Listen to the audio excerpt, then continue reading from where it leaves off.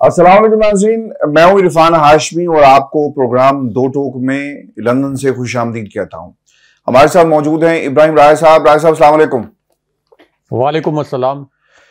राय साहब, जो पहले आज की अहम खबरें हैं इसकी तफसील मैं सुनने वालों के साथ शेयर कर दूं। पाकिस्तान तहरीके इंसाफ का एक सुनामी और फिर दो बड़ी गिरफ्तारियां और पाकिस्तान तहरीके इंसाफ का ही एक मंशूर तमाम मंशूरों के ऊपर किस तरह भारी पड़ गया है, इसकी मुकम्मल तफसील शामिल करेंगे आज की इस नशिस्त के अंदर। और फिर जरदारी साहब ने इस्लामाबाद वालों का नाम लेकर कहा कि मुल्क के जो मसाइल हैं इस्लामाबाद हल नहीं कर सकता। अब इस्लामाबाद से क्या मुराद है और उन्होंने इनडायरेक्ट पैगाम किसको दिया, इसकी तफसील भी शामिल करेंगे। और राय साहब, आज सुप्रीम कोर्ट ऑफ पाकिस्तान में 4 इंतहाई अहम मुकदमात की समाअत हो रही है।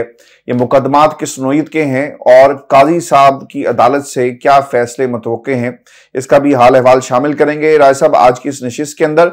और फिर जो इमरान खान ने ऐलान किया राय साहब, ये बहुत ही अहमियत का हामिल है, क्योंकि पाकिस्तान के अंदर अगर इलेक्शन में धांधली हुई या पाकिस्तान तहरीक इंसाफ को दबाया गया तो ये जमहूरियत को नुकसान होगा। इमरान खान का पैगाम चेयरमैन पीटीआई बैरिस्टर गौहर ने जो मंशूर पढ़कर जिस मंशूर को पाकिस्तान की आवाम के सामने रखा, ये पैगाम भी पहुंचाया है। राय साहब, एक तो पाकिस्तान तहरीक इंसाफ का ये जो मैंने कहा ना कि एक मंशूर, तमाम मंशूर जो इस वक्त सियासी जमातों ने दिए उस पर ये क्यों भारी है, और ये यकीनन पाकिस्तान के अंदर मरूसियत को और निज़ाम की दुरुस्तगी के लिए इस मंशूर पर अमल दरामद करना, और अगर तहरीक इंसाफ हुकूमत में आ जाती है, जिसके चांसेस हमें इस तरह तो नजर नहीं आ रहे, जिस किस्म की लेवल प्लेइंग फील्ड दी जा रही है पूरे मुल्क में। राय साहब, गिरफ्तारियां हुई हैं, लोगों को उठा उठाकर घरों से निकाल कर घसीट कर जेल में फेंका जा रहा है, और जहां भी गिरफ्तारी होती है कहा जाता है कि इन्होंने रैली निकालने की इजाजत जो है वो इलाके के जो करता धरता है उनसे नहीं ली। राय साहब, ये जो मंशूर पाकिस्तान तहरीक इंसाफ ने पेश किया, एक तो पहली दफा शायद ये पाकिस्तान में ये आइडिया फ्लोट किया गया है कि वजीर आजम का इंतखाब बजरिया अवामी वोट हो, असम्बली की मुद्दत 4 साल हो। और पाकिस्तान तहरीक इंसाफ का जो मंशूर पेश किया गया इसमें यह ऐलान किया गया कि इक्तदार में आने के बाद ट्रुथ और रिकंसिलिएशन कमीशन बनाने का वादा किया, मुस्तहकम मईशत, बराबरी के इंसाफ के निज़ाम, सेहत, तालीम और मौसमियाती तब्दीलियों से बचाव की इस्लाहात मुतारिफ करवाएंगे। पीटीआई आईनी तरमीम लाएगी। वज़ीर आज़म का इंतखाब बराह रास्त अवाम के वोटों से होगा। असम्बली की मुद्दत 4 साल होगी। इलेक्शन मुहिम चलाने की इजाज़त नहीं दी जा रही। इलेक्शन कमीशन से मुतालबा करते हैं। ये भी उन्होंने कहा कि हमारे रास्ते में रुकावटें ना डाली जाएं। लेवल प्लेइंग फील्ड, तो क्या फील्ड ही नहीं दी गई, हमसे बल्ला छीन लिया गया। और फिर उन्होंने और भी कुछ जो बातें हैं जजों की जो इस्लाहात हैं यानी जुडिशरी के अंदर, इसके हवाले से भी कुछ प्लेजेस पाकिस्तान तहरीक इंसाफ की तरफ से किए गए हैं। लेकिन जो हाईलाइट था ना राय साहब, वो था डायरेक्ट इलेक्शन। राय साहब, बरतानिया में लंदन के मेयर का जो इलेक्शन होता है वो डायरेक्ट होता है, यानी पाकिस्तान के अंदर जिस तरह की हमारी जमहूरियत है, अगर हम एक कंपैरेटिव एनालिसिस करें तो वोट आप किसी और को डालते हैं और वज़ीर आज़म कोई और बन जाता है। बरतानिया में मेयर का इलेक्शन डायरेक्ट होता है और लंदन की आवाम इस बात का फैसला करती है कि उनके शहर का मेयर कौन होगा। इसी तरह एक और यहाँ पे बोरो है, न्यूहैम, जहाँ पे एक पहली दफ़ा पाकिस्तानी खातून जो है वो मेयर उसे इलेक्ट किया गया और वो आवाम के वोट से डायरेक्ट आई, यानी लोगों ने वोट डाला और उनके मुकाबले में कौन था। राज साहब, इस फैसले से पाकिस्तान की जमहूरियत को मैं ये समझता हूँ मजबूत होगी, क्योंकि ये जो आज़ाद उम्मीदवारों की मंडी इंतखाबात से पहले लग गई, लोग अवाम के सामने बड़ी ढिठाई के साथ ये कहते हैं कि आज़ादों के साथ मिलकर, आज़ाद जो मेला है इस मेले में शामिल लोगों के साथ मिलकर हम अपनी हुकूमत बनाएंगे, यानी अवाम का वोट इनके साथ नहीं है बल्कि वोट किसी और का होगा और हुकूमत और इक़्तिदार की कुर्सी पर कोई और बैठेगा। आप इसे राय साहब कैसे देखते हैं? क्या ये मसले का हल है? नवाज शरीफ साहब के लिए तो मेरा ख्याल है कि ये बहुत गोल्डन चांस है, क्योंकि वो कहते हैं कि नौजवान हमारे साथ खड़ा है। मैं आज उनको सुन रहा था, उन्होंने खिताब किया कि नौजवान हमारे साथ है, पाकिस्तान की आवाम हमारे साथ है, चारों सूबों में पाकिस्तान मुस्लिम लीग नून मौजूद है, पाकिस्तान की इस्टेब्लिशमेंट सिर्फ उन्होंने नहीं कहा कि हमारे साथ है, बाकी सब लोगों को उन्होंने कहा हमारे साथ है। तो ऐसा बिलावल को भी मेरा ख्याल है कि उसके लिए भी एक गोल्डन अपॉर्चुनिटी है, पाकिस्तान की तमाम सियासी जमातों के लिए एक गोल्डन अपॉर्चुनिटी है कि इस मंशूर के इस एक नकाती एजेंडे को मान लिया जाए। चूंकि राय साहब, अगर आप मकबूल हैं तो फिर अवाम की अदालत में डायरेक्ट जाकर इंतखाब लड़ने में मेरा ख्याल है कि नवाज शरीफ को कोई जो रुकावट उनके रास्ते में मुझे तो नजर नहीं आ रही। आपको भी लगता है कि वो मानेंगे या फिर नहीं मानेंगे? देखिए आशफी साहब, आपका जो सवाल है इसके अंदर एक बड़ी दिलचस्प खबर छुपी है। वो खबर भी अपने व्यूअर्स को बताते हैं, इसका जवाब भी अपने व्यूअर्स के सामने रखते हैं, और इससे पहले 3-4 बड़ी ब्रेकिंग न्यूज़ क्विकली अपने व्यूअर्स के साथ शेयर करते हैं। ऐसी खबरें जिनसे जुड़ी वीडियोस वायरल तो हैं, लेकिन पाकिस्तान के मेन स्ट्रीम मीडिया ने जानबूझकर इन खबरों को नशर नहीं किया या इनको मुकम्मल तौर पर डाउन प्ले कर दिया।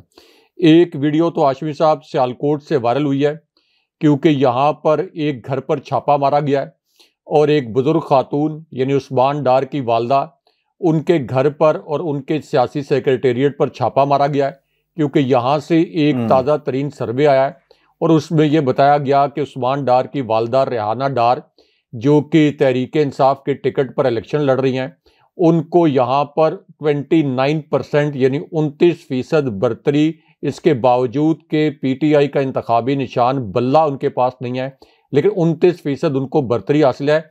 इसलिए उन्होंने ये वीडियो जारी किया है कि ख्वाजा आसिफ, सियालकोट में तुम्हारी सियासत का एक डीपीओ मुहाफिज बना हुआ है, तुमने अपने पुलिस के गुंडों से आज मेरे घर और पब्लिक सेक्रेटेरिएट का घेराव किया हुआ है, लेकिन कान खोल कर सुन लो, मैं फिर भी इमरान खान का नाम लेकर निकलूंगी। उसके बाद आशमी साहब, लाहौर से एक और तकलीफ दे खबर। एक बुजुर्ग रहनुमा, इंतहाई शरीफ नफ्स, जिनकी शराफत की गवाही पूरा पाकिस्तान देता है, मियाँ अजहर साहब, इनको सिर्फ इसलिए गिरफ्तार कर लिया गया अचानक कि इन्होंने रैली क्यों की। यानी दूसरी जानिब नवाज शरीफ को जो वो जलसे करने की कोशिश कर रहे हैं, जो जलसियों में बदल रहे हैं, मरियम नवाज की जलसियां, उनकी तो इजाज़त है, लेकिन तहरीक इंसाफ के लिए दफ़ा 144 का नफाज जो है वो सिर्फ तहरीक इंसाफ के लिए है।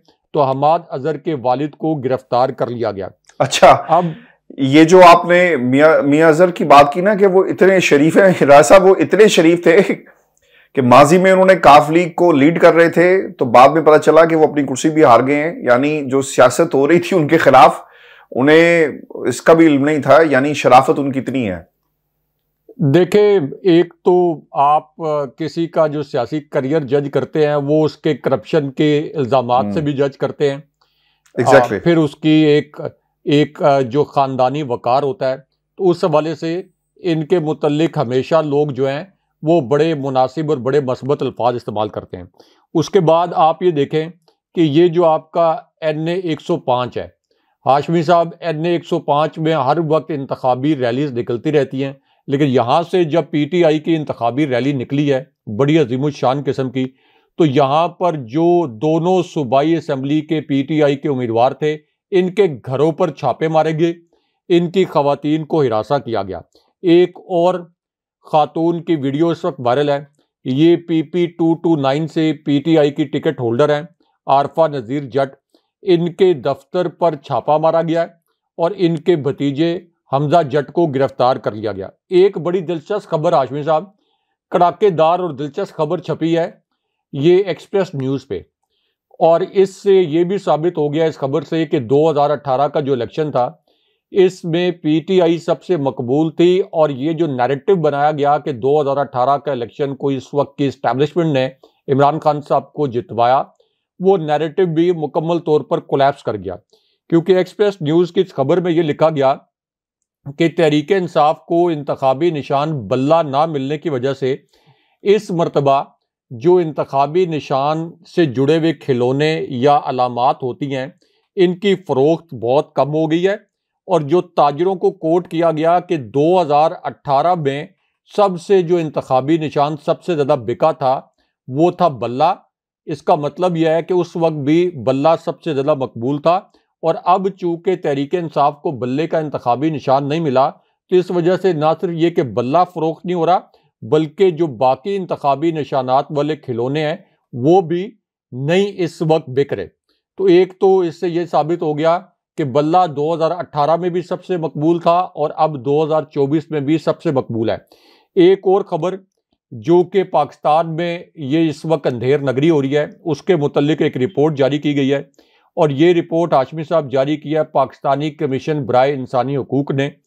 और HRCP ने यह कहा है कि इस वक्त जो तमाम ज़राए अबलाग पर पाबंदी है और सोशल मीडिया को जो मुअत्तल कर दिया जाता है, इसका मकसद सिर्फ यह है कि तहरीक इंसाफ को निशाना बनाया जाए। अब आ जाएं कि इमरान खान साहब ने जिस मंशूर का ऐलान किया, इसके अंदर असल में क्या बड़ी खबर छुपी हुई है और इसको क्यों मीडिया ने हाईलाइट नहीं किया। एक तो हाशमी साहब, ये जो डायरेक्ट इलेक्शन है, यानी अवाम मुंतखब करें, मिसाल के तौर पर अवाम के पास ये चॉइस हो कि इमरान खान साहब हैं, नवाज शरीफ हैं, आसिफ अली जरदारी या बिलावल जरदारी, इनको बराह रास्त मुंतखब किया जाना है, तो इसका मतलब यह है कि जो इलेक्टेबल्स हैं उनका रोल ख़त्म हो जाएगा। ये जो इलेक्टेबल्स अपने ज़ाती इन्फ्लुएंस के बल बूते पर, आप ये कह लें कि ख़रीदो फ़रोख्त करके या अपने ज़ाती वसाइल इस्तेमाल करके, ये कुछ आप कह लें कि पॉलिटिकल इंजीनियरिंग का सबब बनते हैं। तो एक तो ये एक सियासी आपकी जो धांधली है ये ख़त्म हो जाएगी। दूसरा ये कि अगर ये इलेक्शन इसी तरह 1 on 1 हो, यानी इमरान खान साहब उनके मुकाबले में बाकी उम्मीदवार, तो इसका मतलब ये होगा कि इमरान खान साहब के लिए चॉइस, जो लोगों की चॉइस है वो इतनी आसान हो जाएगी कि इमरान खान साहब 82% 83% वोट लेकर ना सिर्फ ये कि प्राइम मिनिस्टर मुंतखब हो जाएंगे, बल्कि उनकी हुकूमत इतनी मजबूत होगी कि वो मुश्किल फैसले भी कर पाएगी। उनको जो एक आप मखलूत हुकूमत बनवाती रही है पिछले 75 साल से हमारी इस्टेब्लिशमेंट, तो उनको कोई समझौते वगैरह भी नहीं करने पड़ेंगे। अगर नवाज शरीफ भी जीत जाए बड़ी अक्सरियत से तो चले, एक मजबूत हुकूमत तो आएगी। लेकिन सर्वे यही बता रहे हैं कि इमरान खान साहब जो हैं वो इस वक्त उनकी मकबूलियत 76 से 82% के दरमियान है। इसके अंदर जो एक और चीज़ है कि कौमी असम्बली की मुद्दत 4 साल कर दी जाए। हमें पता है कि अमेरिका में सदर का जो टेन्योर है ये 4 साल है और बहुत से मुल्कों ने इस मॉडल को अब अडॉप्ट करना शुरू किया है कि 4 साल के अंदर असेंबली की मुद्दत होनी चाहिए, ताकि गवर्नमेंट को पता हो कि उसने डिलीवर करना है और उसके बाद सिर्फ 4 साल का मौका है। उसके बाद जो सेनेट की 50% नुमाइंदगी है, इसके मुतल्लिक भी दिलचस्प खबर यह है इस मंशूर के अंदर कि 50% कम से कम नुमाइंदगी जो है ये बराह रास्त आवाम के जरिए मुंतखब हो, क्योंकि सेनेट में भी ये जो हर सेनेट के इलेक्शन में मंडी लगती है और 20-20 अरब रुपए का भी वोट बिकता है।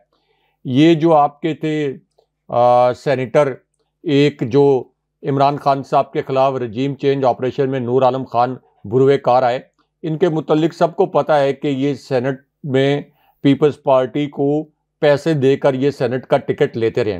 तो एक तो उस मंडी को ख़त्म करने के लिए भी इमरान खान साहब ने इस मंशूर का ऐलान किया है और उसके बाद एक जो कमीशन कायम करने का ऐलान किया गया है वो भी बड़ा इंपॉर्टेंट है, क्योंकि ये जो कमीशन है ये इसी किस्म का कमीशन जो है वो साउथ अफ्रीका में भी बना था। यानी आप सच्चाई बयान करें, हकायक बयान करें और फिर एक आप ये कह लें कि वसी पैमाने पर एक नया सोशल कॉन्ट्रैक्ट करें कि चलें जो कुछ हो गया सो हो गया, लेट्स मूव फॉरवर्ड। तो इस किस्म के एक कमीशन का भी ऐलान किया है और फिर ये जो आपका नया तफ्तीशी निज़ाम है इसके मुतल्लिक भी एक अहम तरमीम लाने का ऐलान किया गया है कि तहरीक इंसाफ जो है बहुत से कवानीन जो है ये फरसूदा हो चुके हैं और इस वक्त जो है वो एक नया तफ्तीशी निज़ाम लाने की ज़रूरत है। अब ये जो तमाम आपका ये मंशूर है PTI का, ये एक ऐसा मंशूर है जो कि एक इनकलाबी नोयत का मंशूर है, जो कि जमहूरियत को आगे ले जाने वाला मंशूर है। इसके अंदर कोई आवाम से खुशनुमा ऐसे वादे नहीं किए गए, यानी जिस तरह के नाम नहाद वादे ये मरियम नवाज ने, हमजा शहबाज और शहबाज शरीफ ने करने की कोशिश की, जिस पर एहसन इकबाल भी खुद मरियम नवाज के ख़िलाफ़ बोल पड़े, जिसमें उन्होंने कहा कि हम बिजली के फ़ी यूनिट 200 से जो कम यूनिट होगा उसको फ्री कर देंगे, इसी तरह बिजली की कीमतें कम कर देंगे, इन्होंने ये कहा इमरान खान साहब की नकल उतारते हुए कि 1 करोड़ नौकरियां देंगे। तो इमरान खान साहब ने बड़ा रियलिस्टिक होकर एक ऐसा इनकलाबी मंशूर दिया है जो कि जमहूरियत को हकीकी मानों में आगे बढ़ा सकता है। लेकिन ये जो मॉडल है ये आवाम को तो सूट करता है, लेकिन ये जो आपके मौरूसी किरदार हैं यानी इस वक्त इनको नहीं करेगा, ये बिल्कुल भी सूट नहीं करता है। अच्छा, एक ये जो गिरफ्तारियों का सिलसिला है राय साहब, क्योंकि हम एक कंपैरिजन कर रहे हैं इस वक्त पाकिस्तान तहरीक इंसाफ के लिए लेवल प्लेइंग फील्ड, और प्लेइंग फील्ड ही नहीं है तो लेवल प्लेइंग फील्ड का तो सवाल पैदा नहीं होता। राय साहब, पूरे मुल्क में 31 मकामात पर जो क्रैकडाउन हुआ है पुलिस का, कराची के अंदर तो हमने ये भी देखा कि जब ये क्रैकडाउन हो रहा था, ये आपका हक है कि आप एक रैली निकालें, और इंतखाबी जो इस वक्त मुहिम चलाई जा रही है वो सिर्फ नून लीग के लिए, पाकिस्तान पीपल्स पार्टी के लिए और दीगर जमातों के लिए तो आपको नजर आएगी, लेकिन दफा 144 जो नोटिफिकेशन राय साहब जारी किया गया, मेरा ख्याल है कि उसमें ये लिखना भूल गए थे कि ये पीटीआई के लिए दफा 144 है, बाकी जमातों के लिए नहीं है। राय साहब, कराची में बाकायदा पुलिस आमने सामने आई है, लोगों को मारा गया है, और फिर ये भी खबरें आ रही हैं कि पीटीआई ने जब ये खान साहब ने ऐलान किया था ना कि आप इतवार को इंतखाबी मुहिम में भरपूर तरीके से हिस्सा लें और चलाएं इसे, रात को रैकी की गई, नाके लगा दिए गए लोगों के घरों के बाहर कि कोई बाहर निकले तो आपने उसे धर लेना है। अब जिन हलकों में और जहां पर रैलियां निकाली गई, राय साहब, NA 118 यहाँ पर उम्मीदवार हैं, सभा दीवान, उनकी क़यादत में रैली जो है वो निकाली गई है और लोगों ने कैदी नंबर 804 का नारा लगाया। NA 122 लतीफ़ खोसा ने इंतखाबी मुहिम अपने हल्के के मुख्तलिफ इलाकों का दौरा किया। मुल्तान में कुरैशी खानदान ने रैली निकाली है। शेर अफजल मरवत ने KP में, तैमूर सलीम झगड़ा ने अपने अपने इलाकों में रैली जो है वो निकाली है। गिलगित में राय साहब खबर ये आ रही है कि वहां पर भी इमरान खान जिंदाबाद के नारे लगे। एबटाबाद, चित्राल और मुल्क के हर हिस्से से अब ये जो रैलियों का सिलसिला जो है वो आज हमने सारा दिन जो है राय साहब देखा है। आपने मरियम के उस ट्वीट को पढ़ा है राय साहब, जो मरियम ने ट्वीट जारी किया है, लिखा, जब तहरीक इंसाफ के लोगों पर पुलिस जो है वो लपटती है, झपटती है, तो मरियम नवाज ये कहती हैं कि इनके साथ आहनी हाथों से निपटा जाए। राय साहब, आपने मैच फिक्सिंग, बेंच फिक्सिंग के अल्फाज इस्तेमाल किए, जजों को बुरा कहा, मदर इन लॉ के नाम से भी आपने ट्वीट्स की, आपने पाकिस्तान की अदालतों पर हमले किए, आपने एहतसाब अदालत जाते वक्त गाड़ियों में भर भर के पत्थर लेकर गई। ये सब कुछ हुआ, उस वक्त तो किसी ने नहीं आपको कहा कि इनके साथ भी आहनी हाथों से निपटा जाए। सियासतदान भूल जाते हैं, क्या इन्हें याद नहीं रहता कि ये अब दौर जो है वो सोशल मीडिया का है।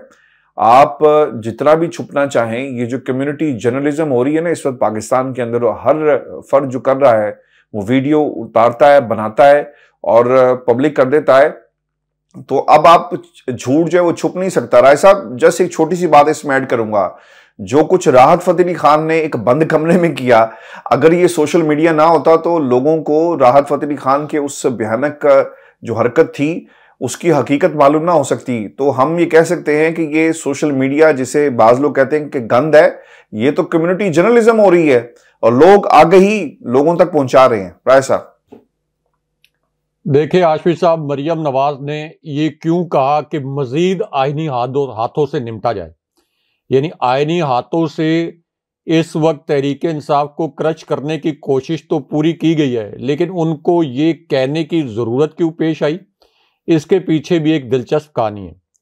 क्योंकि आशफी साहब, एक तरफ मरियम नवाज के ये जलसे जिनके ऊपर दफ़ा 144 नाफिज नहीं है, इमरान खान साहब की रैलीज के ऊपर दफ़ा 144 नाफिज है, उसके बावजूद हुआ क्या?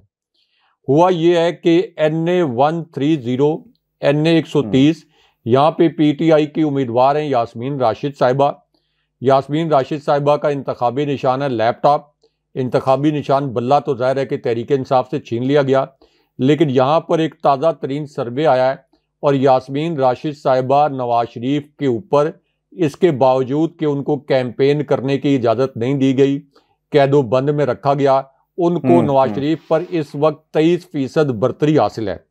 उसके बाद हाशमी साहब मरियम नवाज के हलके से भी एक दिलचस्प खबर आई है और दिलचस्प फुटेज भी आई है, क्योंकि मरियम नवाज का जो हलका है यहाँ से अब आप ये कह लें कि तहरीक इंसाफ के जो उम्मीदवार हैं इनकी जो रैली हुई हाशमी साहब, इसमें आप देखें कि हर तरफ अवाम ही अवाम नजर आए और एक ऐसा टीवी चैनल जो कि अमूमन नून लीग के हक में खबरें नशर करता है, उसने ये कहा कि मरियम नवाज को यहाँ पर 13 से 17% तक वोटों से शिकस्त का सामना है अब तक के जो सर्वेज आ रहे हैं। इसी तरह हाशमी साहब PP 185 यहाँ पर PTI की जो रैली निकली इसके ऊपर बड़ा क्रैकडाउन किया गया, लेकिन इसका जो सर्वे है वो ये बता रहा है कि तहरीक इंसाफ को यहाँ पर 19% से जायद बढ़तरी हासिल है। NA 25 यहाँ पर क्रैकडाउन किया गया। तहरीक इंसाफ की रैली में बहुत बड़ा एक काफिला था, लेकिन यहाँ भी PTI इस सर्वे के मुताबिक इसको 27% बढ़तरी हासिल है। अब आ जाए PK 64, यहाँ पर एक बहुत मैसिव रैली निकली है और यहाँ पर PTI को इस सर्वे के मुताबिक 64% तक बढ़तरी हासिल है। NA 47 हाशमी साहब इस्लामाबाद से तो कमाल के विजुअल सामने आए हैं, कमाल की फुटेजेस सामने आई हैं, क्योंकि इस्लामाबाद की जो कौमी असम्बली की तीनों नशिस्तें थी ये इससे पहले भी 2018 के इलेक्शन में भी तहरीक इंसाफ ने जीती थी। अब इस्लामाबाद का जो NA 47 है जहाँ से तहरीक इंसाफ और इमरान खान साहब के वकील शुएब शाहीन इनकी जो इंतखाबी मुहिम है, इसमें हाशमी साहब जो रैली निकली है उसके बाद पता चला है कि इस्लामाबाद में इलेक्शन हो रहा है। इससे पहले जितनी रैलीज निकली हैं उनसे 10 गुना बड़ी ये रैली थी, लोग पुरजोश थे और इस तरह से लग रहा था कि जैसे कोई ये कराची जैसा कोई बड़ा इलाका है, इतने मैसिव लेवल पर ये रैली निकली है और इससे साबित हो गया कि इस्लामाबाद में एक मरतबा फिर तहरीक इंसाफ जो है ये क्लीन स्वीप करने जा रही है। अब यहाँ पर सनम जावेद के मुतल्लिक भी एक अहम खबर, और उनको इंसदाद दहशतगर्दी की अदालत में पेश किया गया। मीडिया से उन्होंने गैर रस्मी गुफ्तगू की और ये कहा कि मरियम नवाज को बता दो मैं मैदान में आ गई हूँ, मेरी इंतखाबी मुहिम मेरी फैमिली चलाएगी और मरियम नवाज का मुकाबला जो है मेरे लिए हमारी आवाम करेगी। तो ये अब आपको हमारे जो व्यूअर्स हैं उनको पता चला होगा कि मरियम नवाज क्यों कह रही हैं कि इनको आईनी हाथों से निपटे। उनको ये मरियम नवाज को ये इदराक है कि तहरीक इंसाफ की पूरी क़यादत को जेल में डालने के बावजूद, तहरीक इंसाफ के तमाम फ्रंट रनर्स के नॉमिनेशन पेपर मुस्तरद करने के बावजूद, तहरीक इंसाफ के बड़े बड़े जो सियासी बुर्ज थे उनको तहरीक इंसाफ से अलग करने पर मजबूर कर दिया गया, लेकिन उसके बावजूद इंतखाबी निशान भी छीन लिया गया। लेकिन तहरीक इंसाफ जीत रही है। मरियम नवाज ने जो अपने नून लीग ने इंटरनल सर्वेस करवाए हैं उनके मुताबिक तहरीक इंसाफ के आज़ाद उम्मीदवार भी 2/3 अक्सरियत से जीत रहे हैं। इसलिए वो पाकिस्तान के वो हल्के जिनके मुतल्लिक ये कहा जाता है कि खुद शरीफ ख़ानदान भी तासुर देता है कि हमारी सपोर्ट कर रहे हैं, तो मरियम नवाज उन हल्कों को कह रही हैं कि डू मोर फॉर अस। वो कह रही हैं डू मोर, ये तो अभी कुछ और भी आप हमारे लिए करें, हम इस तरह से नहीं जी सकते। लेकिन दूसरी जानिब से भी इशारे ऐसे आ रहे हैं कि वो भी कहते होंगे कि और कितना आपके लिए किया जाए, किस तरह से इंतखाब और पूरा इलेक्शन आपके सामने प्लेट में रख के पेश किया जाए। तो इस वक्त नून लीग की हालत हाशमी साहब इतनी पतली है कि पंजाब हो, KP हो, सिंध में इनकी प्रेजेंस नहीं है, KP में भी एक आध आप कह लें शहर में इनकी प्रेजेंस है। तो इस वक्त इनको हर जगह पर चुप्पी का सामना है। ये कोई अच्छा फिनोमेना नहीं है कि किसी भी सियासी लीडर के ऊपर जूते उछाले जाएं, लेकिन आवाम में इस वक्त इस कदर नफरत फैल चुकी है कि लोग इनको देखकर अपनी नफरत का इजहार करने से बाज नहीं आते। इस वजह से आप देखें कि जब भी इनका जलसा होता है नारे इमरान खान साहब के लग जाते हैं, झंडे तहरीक इंसाफ के लहराए जाते हैं, और फिर जो कुछ हमजा शहबाज के साथ हुआ, अगेन मैं ये कहता हूँ कि ये कोई अच्छा कल्चर नहीं है, लेकिन ये हम सब के सामने है कि अवाम इनको किस तरीके से ट्रीट कर रही है। अच्छा राज साहब, एक तो बिलावल जरदारी साहब ने मनाजरे का चैलेंज दिया, तो दूसरी तरफ से शहबाज शरीफ साहब जो है भाग गए, लेकिन आसिफ अली जरदारी साहब ने हब में जाकर एक तकरीर की है और अजरक और जो मखसूस जो रवायती पगड़ी है वो उन्होंने पहनी हुई थी, और पैगाम उन्होंने रवायती था या गैर रवायती, इसका फैसला जो है अब कौन करेगा, क्योंकि उन्होंने इस्लामाबाद को मुखातिब करते हुए ये पैगाम दिया है। वो ये कहते हैं कि पाकिस्तान, इस्लामाबाद वाले पाकिस्तान के मसाइल समझने को तैयार नहीं हैं। पाकिस्तान के मसाइल का हल असल जमहूरी ताकतों के पास है। बेहतरीन जमहूरियत नहीं, लेकिन ये आहिस्ता आहिस्ता ही बेहतर होगी। अपने दोस्तों को समझाएं जो हथियार उठाते हैं, जमहूरियत ही बलोचिस्तान का हल है। राय साहब, मेरे लिए और शायद पाकिस्तान की आवाम के लिए ना, ये एक ऐसा जुमला है जिसकी अब यकीनन जो एक्सप्लेनेशन है वो जरदारी साहब को करनी पड़ेगी। और मुझे तो ये लग रहा है कि इस जुमले के बाद इनका जो एक मुश्किल इन्हें पेश आ सकती है, और पाकिस्तान के ताकतवर हल्के जरूर इनसे सवाल भी करेंगे, या फिर इनको इनकार हो गया जो इन्होंने अपनी तोपों का रुख जो है वो इस्लामाबाद की तरफ कर दिया। राय साहब, आमतौर पे ये होता है कि जब आपने इस्टेब्लिशमेंट की बात करनी हो तो आप कहते हैं रावलपिंडी, गेट नंबर 4, या पाकिस्तान के मुक्तदर हल्के, पाकिस्तान के ताकतवर हल्के, पाकिस्तान की इस्टेब्लिशमेंट, या जरदारी साहब ने तो माजी में फैज हमीद साहब का नाम लेकर ये कहा था कि देखो वो पेशावर में खुले लाइन लगा हुआ है, और बाद में उन्हें माफी भी मांगना पड़ी। और फिर इसी तरह के इन्होंने बयान जो हैं वो जनरल क्यानी के हवाले से भी दिए। तो अब ये क्या मुराद हम लें, इस्लामाबाद से क्या मुराद है? इस्लामाबाद के पाकिस्तान का हिस्सा नहीं, और ये क्यों इस किस्म की बात कर रहे हैं? ये क्या कहना चाहते हैं? या ये सेंटिमेंट इलेक्शन में जिस इलाके में ये गए वहां पर ज्यादा बिकता है? क्योंकि इसके साथ उन्होंने एक और बात कही कि अपने दोस्तों को के हथियार फेंक दें, और इस्लामाबाद वाले पाकिस्तान के मसाइल, पाकिस्तान हब क्या पाकिस्तान से बाहर है, सिंध पाकिस्तान से बाहर है, या इस्लामाबाद पाकिस्तान से बाहर है? देखिए आशफी साहब, इस्लामाबाद कुछ भी नहीं है। इस्लामाबाद में तो एक कठपुतली हुकूमत बैठी है। आसिफ अली जरदारी चूंकि ये भी नहीं चाहते कि उनके खिलाफ जो केसेस खुले हैं और जो केसेस बंद हुए हैं, या जिन केसेस में उनको रिलीफ मिला है, वो केसेस कहीं दोबारा ना खुल जाए। तो इसलिए मैसेज तो उन्होंने पिंडी को दिया है, और लफ्ज़ उन्होंने इस्लामाबाद का इस्तेमाल किया है। मैसेज जो उन्होंने बिटवीन दी लाइंस कन्वे कर दिया है, और वही मैसेज है जो इससे पहले बिलावल जरदारी दे रहे थे। और वो मैसेज ये है कि आप सिर्फ और सिर्फ नून लीग को, नवाज शरीफ को और शहबाज शरीफ को सपोर्ट ना करें। आसिफ अली जरदारी या बिलावल जरदारी ये नहीं कह रहे कि आप कोई फ्री एंड फेयर इलेक्शन करवाएं। वो ये नहीं कह रहे कि तहरीक इंसाफ पर क्रैकडाउन ख़त्म कर दें।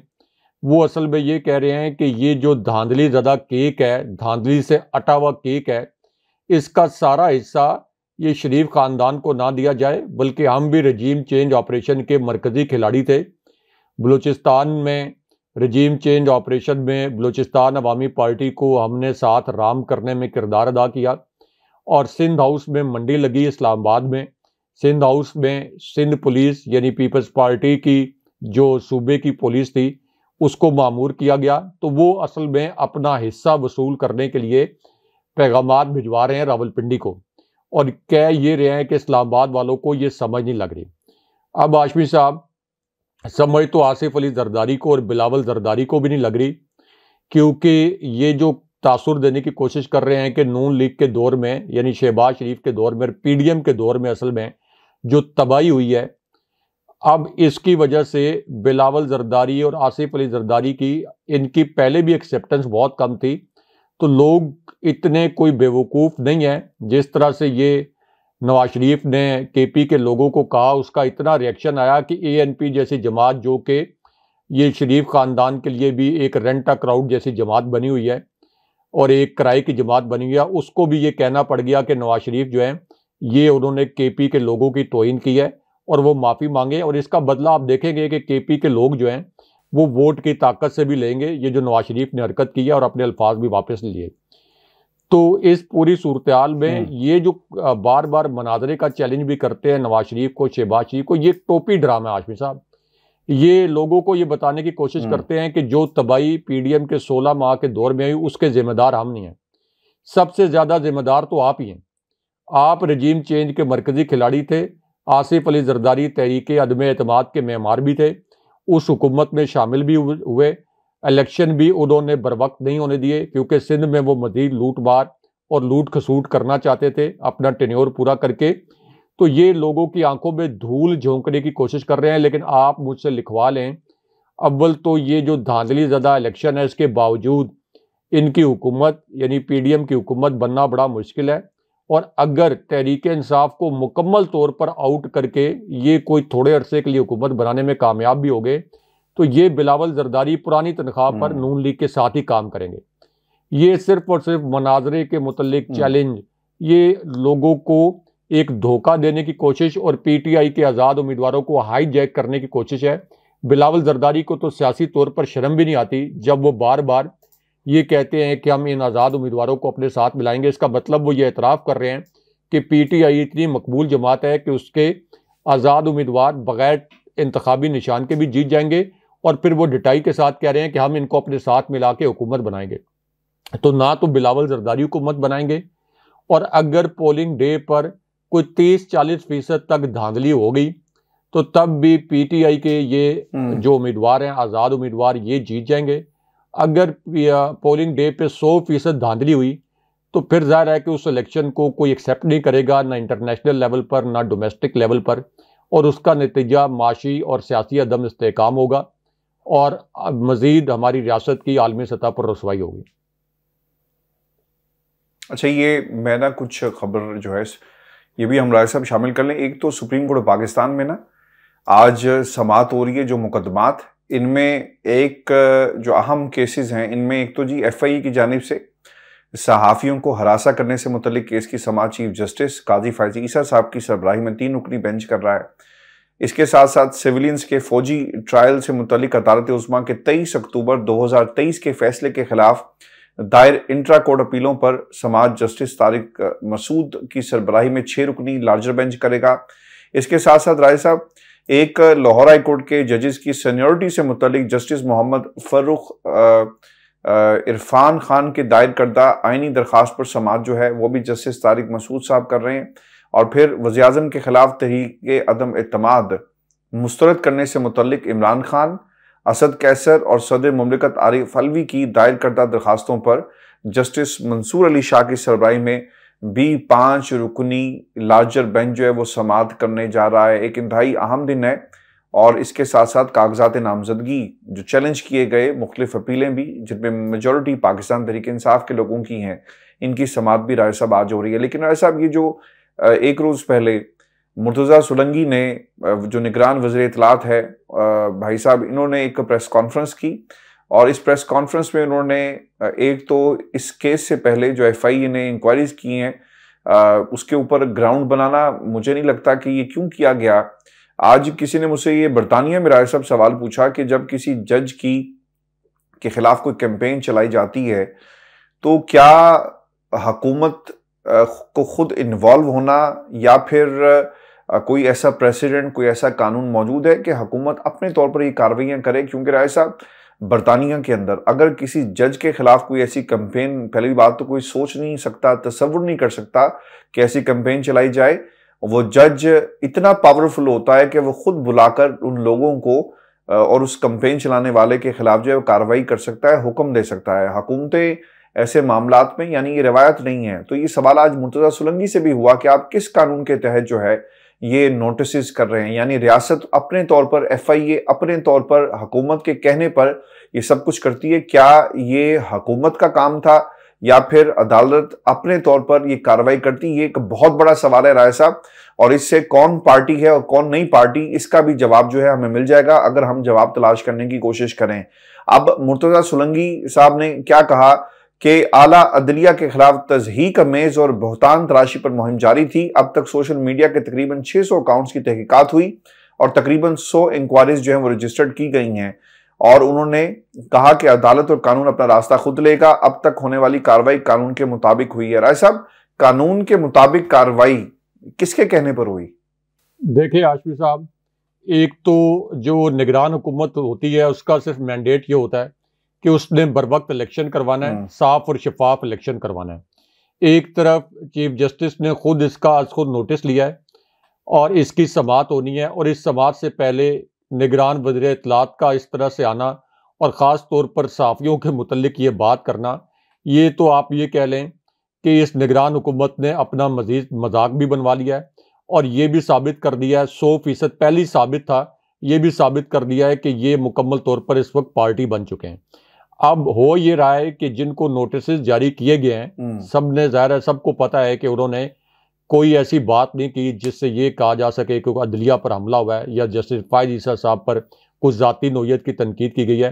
तो वो सारे साफ़ी इसको एक तमगा समझकर ये जो नोटिस जारी किए गए हैं इसको ट्वीट कर रहे हैं और ये कह रहे हैं कि FIA ने हमें बुलाया है। लेकिन इस पूरी सूरत हाल में आज ही मेरिट के ऊपर ये केस जो है ख़त्म हो जाना चाहिए। कम से कम जो कानूनी मारीन है उनको तो यही कहना है कि जस्टिस फायद ईसा साहब की अदालत को खुद ये केस ख़त्म कर देना चाहिए, वरना ये कठपुतली हुकूमत उनके कंधे पर रखकर ये बंदूक चलाती रहेगी।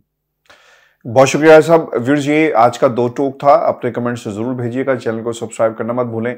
इजाजत दीजिए। अल्लाह ने के बाद। अल्लाह ने के बाद।